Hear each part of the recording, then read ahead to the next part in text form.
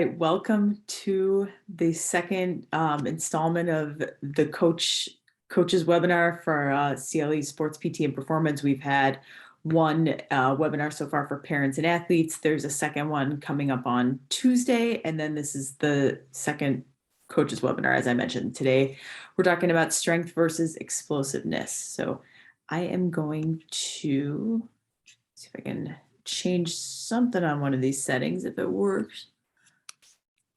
Okay, or maybe not. We'll just get started here.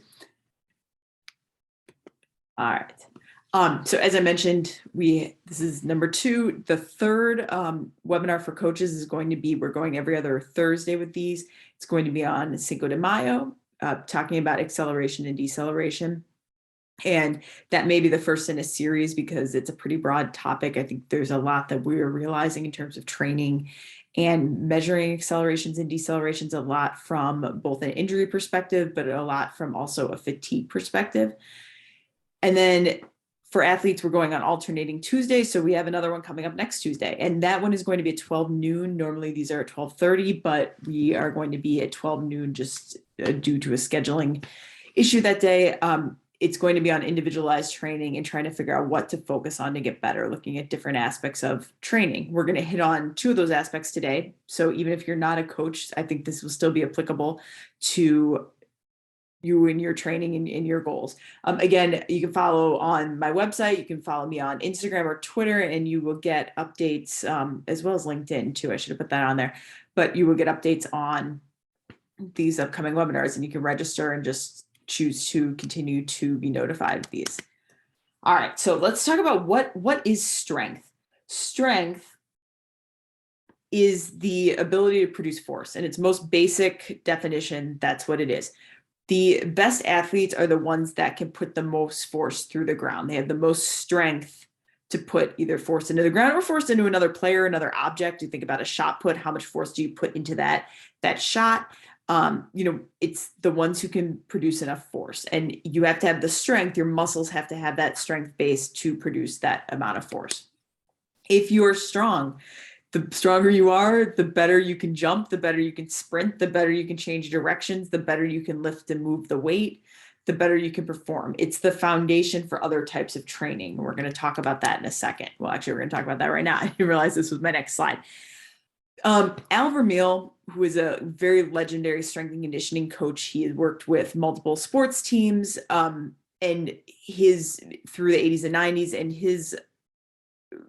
this hierarchy of athletic development still is, I think, one of the greatest learning and teaching tools in sports performance, and just in outlining how everything falls together. So when we look at how we develop an athlete, there's this hierarchy here, as you can see in the pyramid. There's evaluation and there's testing, which is the foundation. So where are they at? In my last webinar, I talked of going from the floor to the ceiling, and you have to get to the ceiling is that goal, that capacity of what we're trying to achieve. The floor is kind of where we're starting out at.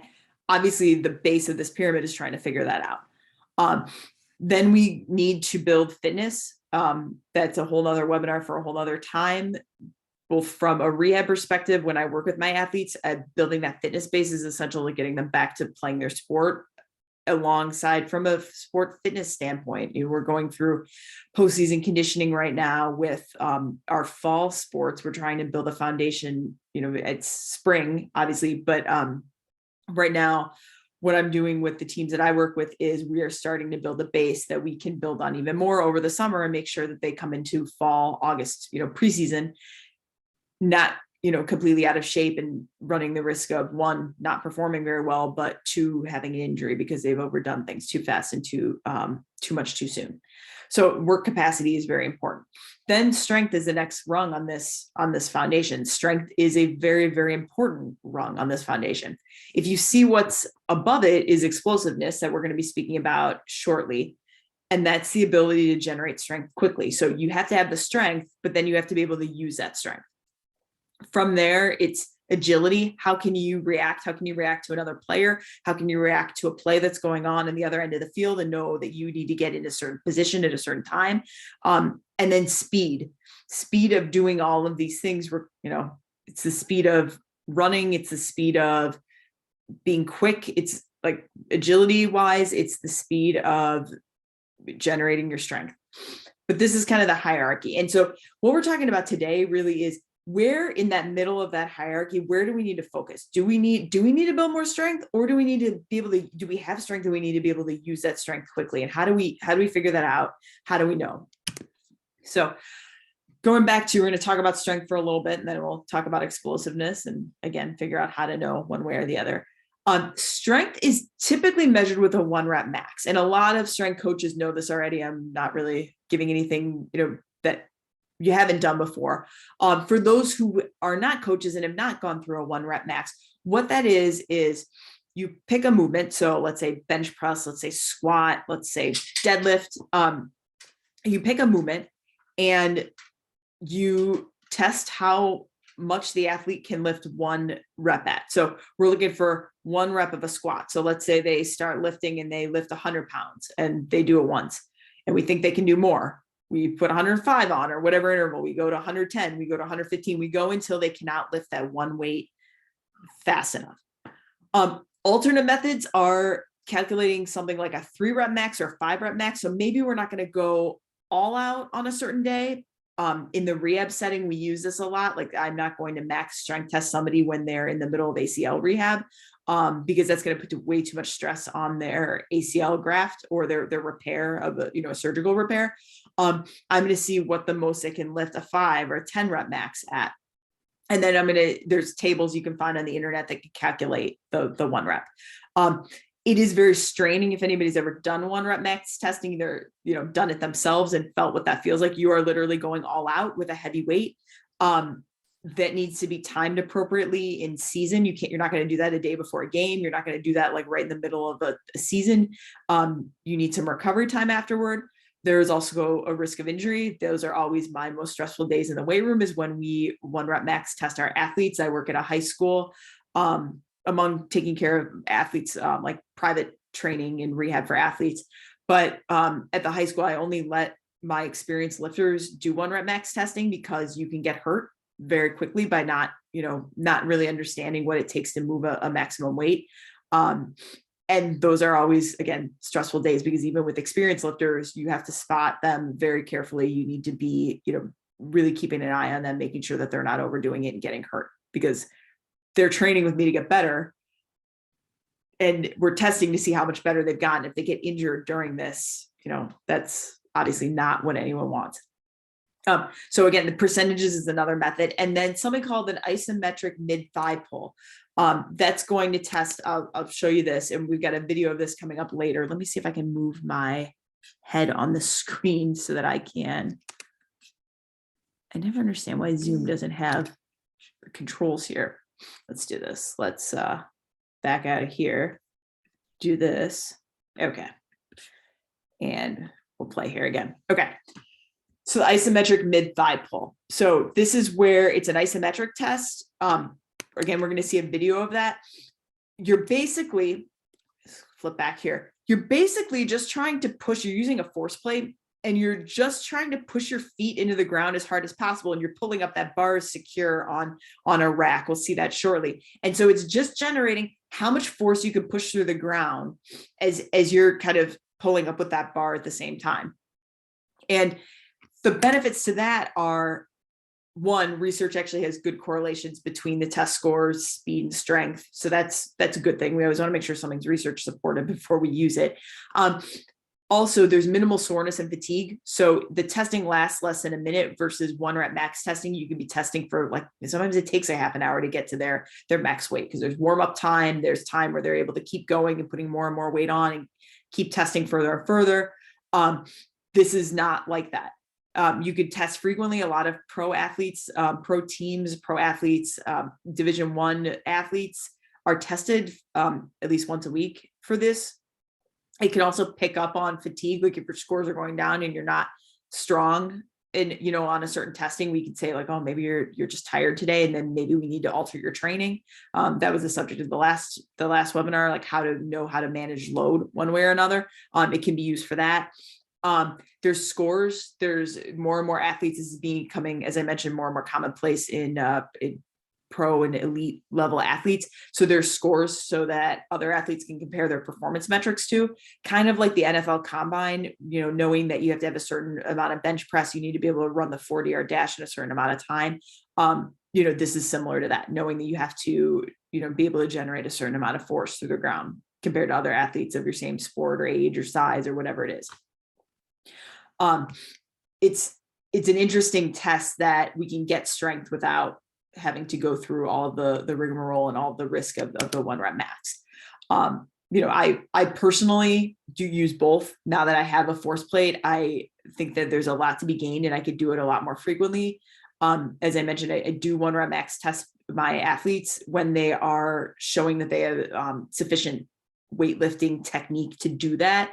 But that's something that I only do twice a year, at the beginning of a season, and then at the beginning of like the preseason conditioning.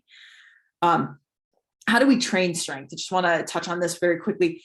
We train it, it's best trained with 3 to 4 sets per exercise is what the research says. So if you're doing a squat, 3 to 4 sets of a squat. And then if you want to, get stronger in your glutes, you need about 8 sets per muscle group. So you would need to do squats, and then you would need to do hip thrusts or squats and lunges to work on that glute strength. If quad strength, is similar, I would need to do squats. Maybe I need to do 4 sets of that and then 4 sets of leg extensions to get the best results. That is what has the greatest effect on, before and after, the greatest measurable effect, meaning that pre and post effect on strength. If that's not possible, certain exercises, it's not. Some research does show that 1 set to fatigue is helpful. It's not as helpful as multiple sets, but sometimes we're in a time crunch. Sometimes the exercise only allows that for a certain reason. And you really have to make sure you're going to fatigue with that. It's not just like, oh, okay, I'm a little tired, I'm good. Like you need to safely, you don't want to be cramping or straining yourself, but you need to be making sure that you hit an adequate intensity of the fatigue there, that you wouldn't be able to go on. Again, not injuring yourself in that respect. What kind of load do we need? We talked about training load in the last webinar. In terms of strength, you need to be working, working up to 80 to 100% of 1 rep max. As I mentioned, 100% of a 1 rep max, we don't do often, maybe a couple times a year, but you need to be building up to, up close to that. I typically start people in a training program. It depends on where they are in what kind of shape they're in, again, where their floor is. We don't typically start at 80% in a training program, but we work up to that. And again, 1 to 6 repetitions, depending of an exercise, depending on how heavy it is.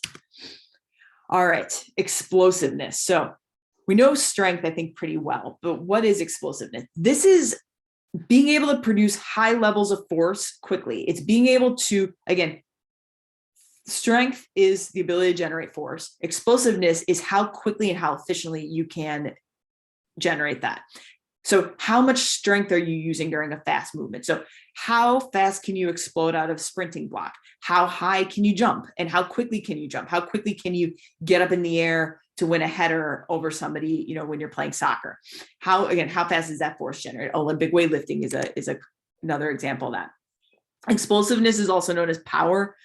If you want to get into the physics of it, it's really the rate at which the work is performed. I'm reading a fascinating book right now. It's called Force. It's very heavy into the physics of exercise and strength training and sports performance. That will be another topic for another webinar. But really, at its basic, power is force times velocity. So how much strength times how fast you can do it, and that's your power. And it's a critical aspect of success in many sports, really. I mean, can you lift? Olympic weightlifting is all about power.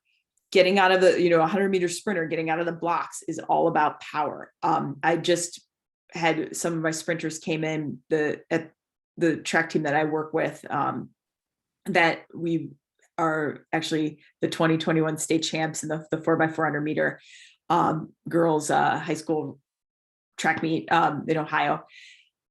They were doing, so our 200 and 400 meter runners, if anybody understands track, I had a workout yesterday where they had to do a bunch of different sprints, but some of those sprints were 100 meters. And they were talking about how frustrated they were because they didn't feel like they could get up to the speed they wanted quickly. So normally when they're at a 200 and 400 meter, they have a little bit more distance to get up to their max speed. In a 100 meter, you've got to get up to peak speed faster than anyone else. And they were saying how tough that workout was just from the aspect of they had to really change around how they got up to their max power.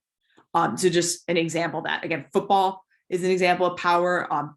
Hitting a soccer shot from the outside the 18 from far away, that's an example of power. It's present in almost every sport. Something that, again, with the physics with this, something that pertains into explosiveness is what we call rate of force development. Again, it's how fast can that person generate the force, kind of goes along with the whole definition of explosiveness, but we can measure that and we can quantify that. We know that certain amount of time that's spent on the ground, so like ground contact time with certain movements, it varies. So if you're sprinting, you need to be able to push down into the ground with your leg and push off to sprint, and you need to do it. You've got about 80 to 90 milliseconds to do it. So how much strength can you generate in those 80 to 90 milliseconds? To do a basketball layup, you have a little bit longer. You've got about 218 milliseconds. So you understand that different sports have a little bit different time to generate that strength. But part of it's because sprinting, you're not going all out with just that one foot strike. You have a bunch of foot strikes. So that's what we call not a maximal power. You've got a bunch of foot strikes that you have to do over 100 meters or 200 meters. Basketball layup, it's all out on one shot. One time getting up there before you have a chance to rest again and kind of reload. When Olympic weightlifting, it's all out on one repetition. So all of these things, understanding how to train that is really important. So which one do we work on? Which one do we train? Some athletes need to increase their strength. Some athletes need to use their strength faster. This is sport specific. Like looking at, like I said, my 100-meter runner needs to use their strength in a little bit different way than a 200-meter runner or 400-meter runner. But again, it's athlete specific. So if any of you have played on a team before or had people that you're competing against, you will understand that there's some people on the team that need to get stronger. There's some people on the team that are very strong, but they need to be quicker and they need to use that strength quicker. And so it's not so much a recommendation of let's get the entire team to be more explosive because we're working with the football team and they just all need to be explosive. Yes, that sport does use a lot of explosive strength.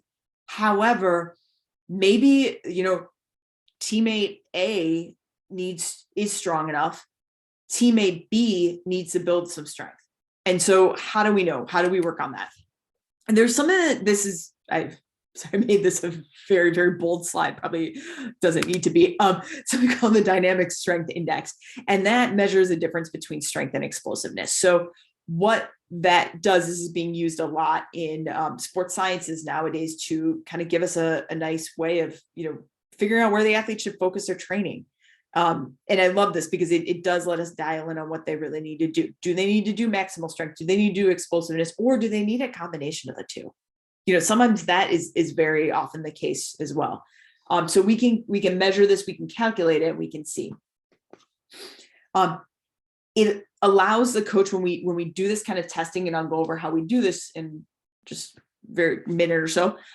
It'll allow coaches to know kind of what the max amount of force an athlete can produce. So how much strength can they have? How much force can they produce? And how much of that force can be produced in a high speed movement? So how much of that force can you generate quickly in those couple milliseconds?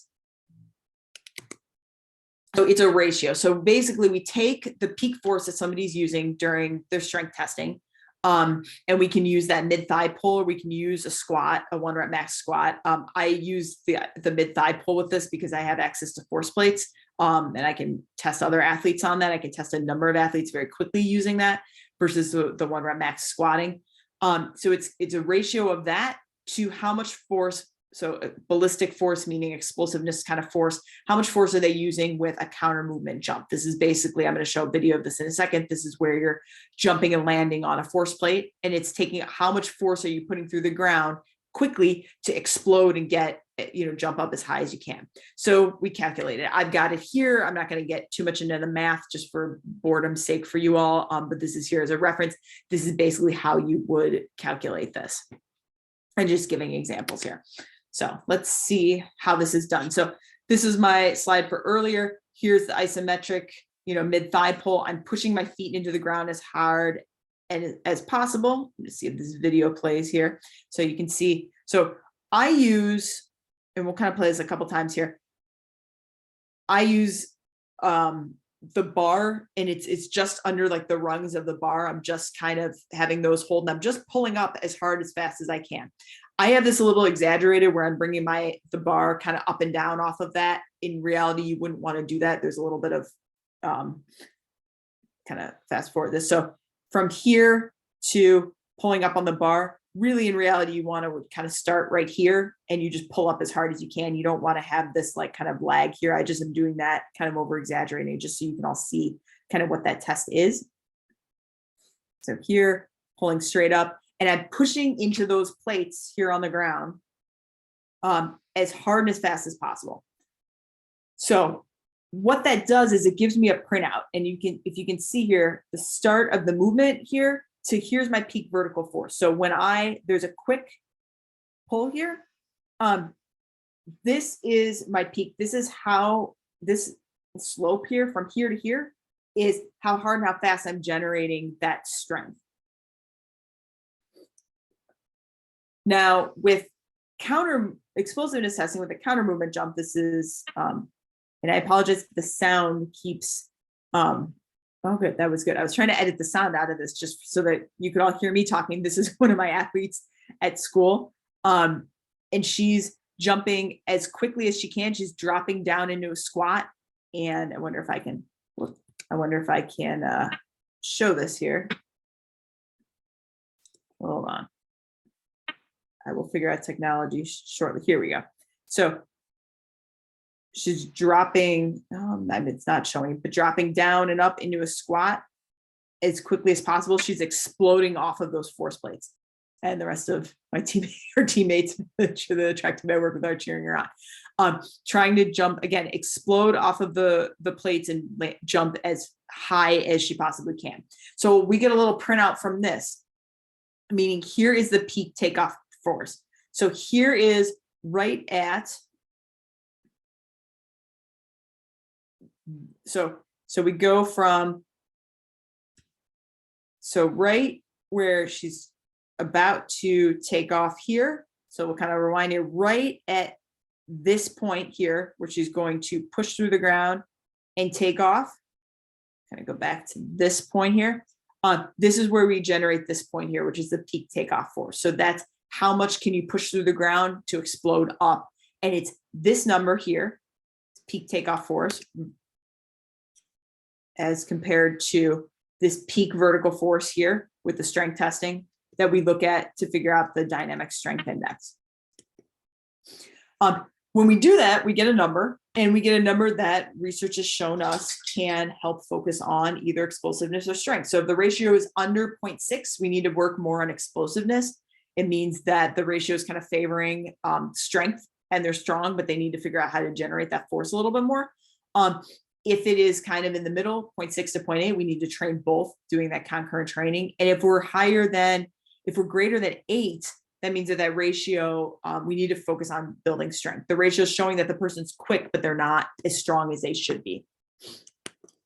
So I just want to kind of leave with this quote here. This is from a sports performance coach. Ultimately, this is the point of training. Like we have an athlete, we're trying to optimize their performance for their game or their competition or their sport. We're trying to make them as optimal as they can and to perform at their absolute best.